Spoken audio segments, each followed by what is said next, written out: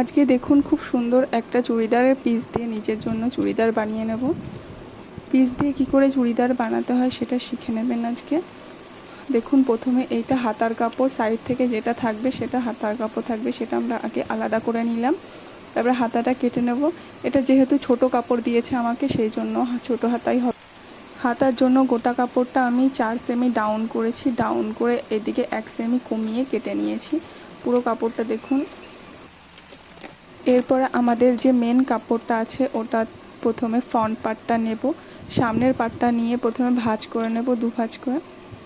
দেখুন দুটো ভাঁজ আছে, ভাঁজ করে যতটা আমাদের কাপড় লাগবে ততটা কেটে নেব।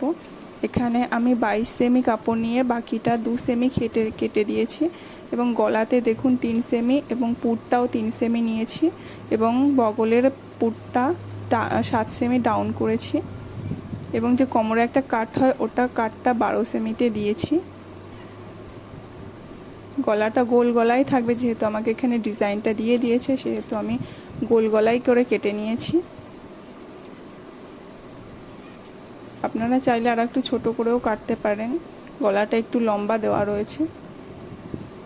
দেখুন 6 সেমি গলা। এখানে প্রথমে সামনের পাটটা কেটে নিয়েছি, তারপরে এখন পেছনের পাটটা সেম যেরকম 3 সেমি করে নিয়েছিলাম ওরকমই নেব। পেছনে একটু ডিজাইনটা দেব, ওই ডিজাইনটা দেওয়ার জন্য দেখুন কত সুন্দর একটা ডিজাইন করে নিলাম এবং যেমন সামনের পাটটা নিয়ে ডাউন করেছিলাম সেরকমই ডাউন করে নিলাম 7 সেমি। এরপরে পেছনের গলাটা দেখুন কীরকমভাবে কেটে নিচ্ছি আমি। হাতাটাও ঠিক সেরকমভাবে কেটে নেবেন এবং বাড়তি কাপড় যেটা থাকবে সেটা সাইড থেকে কেটে ফেলে দেবেন না, ওটা দিয়ে গলার কাপড় বানানো হবে। যেহেতু আমাকে এখানে বেশি কাপড় দেয়নি সেই জন্য আমাকে ওই কাপড়টা দিয়েই ম্যানেজ করতে হবে।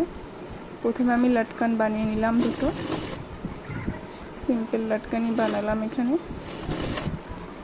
লটকানটা বানানো হয়ে গেলে প্রথমে পেছনের গলাটা করব।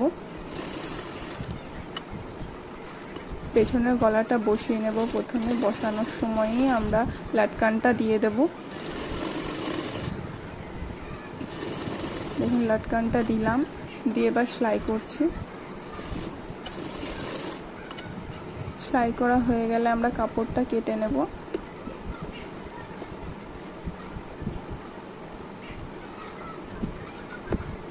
কেটে নিয়ে উল্টো করে সেলাই করব। একটা চাপ সেলাই দিয়ে নিলাম। চাপ সেলাইটা দিলে অনেকটা ভালো থাকে, আপনারাও চেষ্টা করবেন চাপ সেলাইটা দেওয়ার। পিঠে ডিজাইনটা খুব ভালো হয়েছে দেখুন। এরপর সামনের পাটের গলাটা করব। এটা সিম্পল গোল গলার ডিজাইন আছে।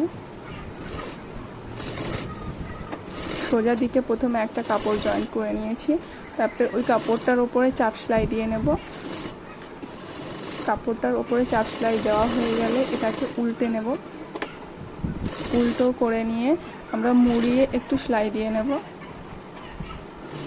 গলাটা তাহলে খুব সুন্দর বসে থাকবে।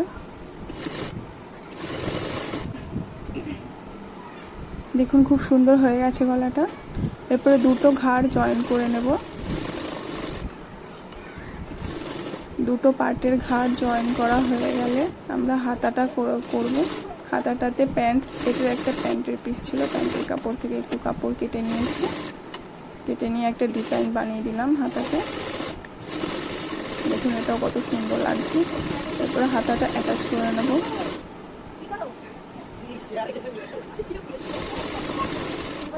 আস্তে আস্তে হাতাটা অ্যাটাচ হয়ে গেলে আমরা সাইড সেলাই করব।